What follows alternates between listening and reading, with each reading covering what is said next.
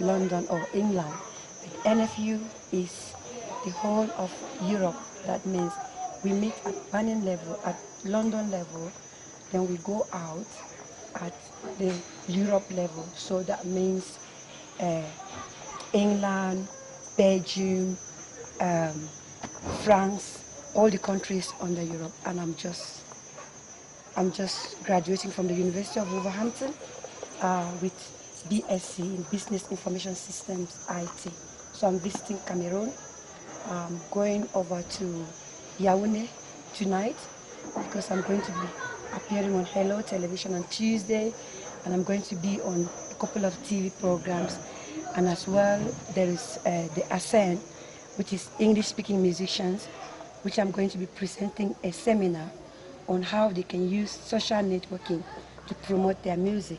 So I'll be giving like above an hour's seminar in Mona Foundation in Yaoundé, and this is going to be for, I think it's about 70 English-speaking musicians, and that's quite big.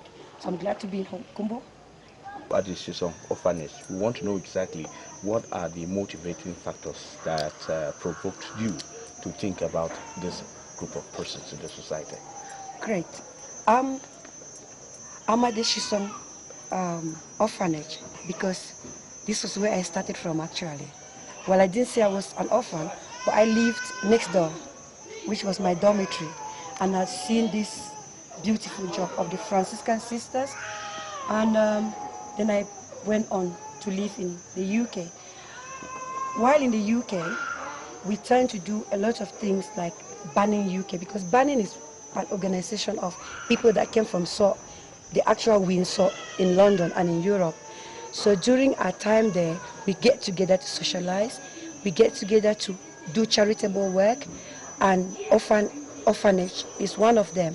And I, being a person that schooled in this beautiful Shisong and saw this orphanage growing each day, I am so privileged to be back as a representative of Banning UK, as their vice president. They call me Yengwa. And Banning is here to give some things which have been taken in already to the children. And I was so touched to see the children and the work the sisters are doing. So I'm just here really because they've sent me as an organization with a token to come and give to the children. We keep doing this, we do other things. I think next couple of months or weeks, we will be having some medical equipment. We've sent some benches to the school in Kifum with targeted places like Dzakwa, but all we do is gather all we have. There are toys for children coming on the way, and we've got a house full of medical things to come. And to say it all about Banning, we're coming definitely for the Ngonso, and I'll tell you briefly what we'll be doing during the Ngonso festival. We'll have a site for Banning UK kids, because we have Banning kids, Banning youth and students, and we have Banning who is the older ones like me, you know. But when we come for this Ngonso, we'll have nurses and doctors, medical people with things like, they'll have things like which are displaying and so on. We'll be treating simple injury, first aid, and lots of other things to help the people. That will be our donation to the community within the time that is taking place. And I personally hope that no matter what it takes, I'd love to be there. So we are working on that, and it's a very big project at the moment. Banning is coming that time with psychiatric nurses, because we come to realize that nurses here work really hard, but we haven't actually got a lot of psychiatric nurses. I've seen a lot of mad people on the street. We don't have them in England because there are hospitals for them. We get them and treat them. We can't do that now because Rome was not built one day, but we know that during the Ngonso, we could be able to get people who are trained for that, to get our people who are mentally ill, to get something with them. And then we'll have people, I personally will be talking on women empowerment, because we're looking at domestic violence, which is an issue because I've done some work on that, and I will be talking IT as well. How many people use internet? How many people use computers? And how do we know how cheap that is? It is quite educative. It is easy. Skype, you can talk for free with family and friends abroad. That will be my topic. But there's a wide range of things that people will be doing at that time. It's quite exciting, and Bannon is on doing this. So being here today at the Shisong Orphanage is a privilege, because I was actually coming to Yaoundé for my radio, for my TV and other interviews.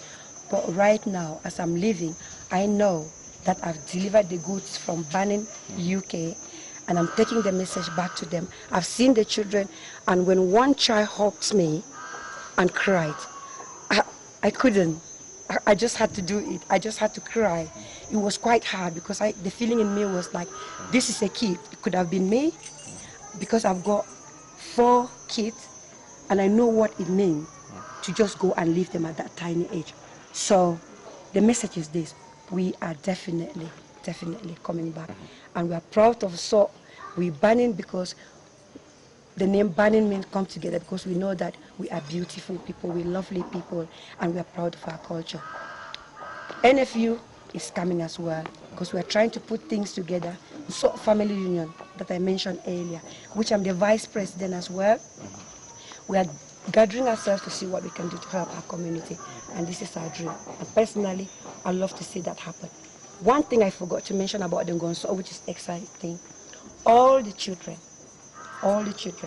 who witness the children of Banning will be standing there in their own stand and handing gifts.